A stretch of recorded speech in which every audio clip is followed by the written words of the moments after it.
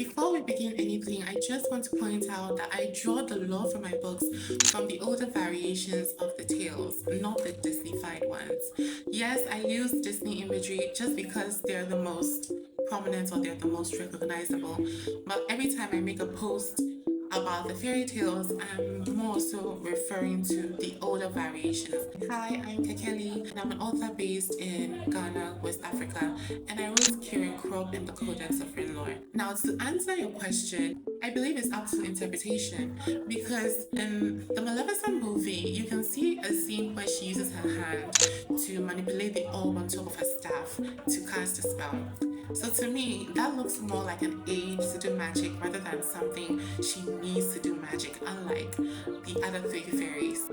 My main points with this magic breaking at midnight, wand or wandless magic comes from the fact that when you look at the actual older variations of the stories, not every fairy is depicted with a wand, and not every fairy has that midnight deadline. They are all the same guardian archetypes, most likely coming from the same place, but yet are working with different sets of rules. Why?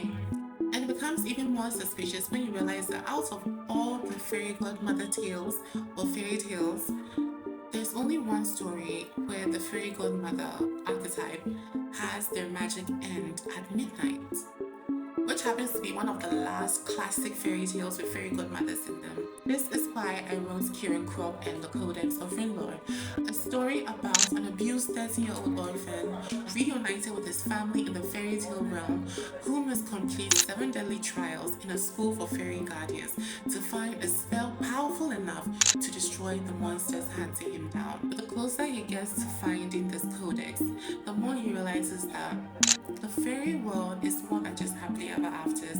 Not everyone is to be trusted.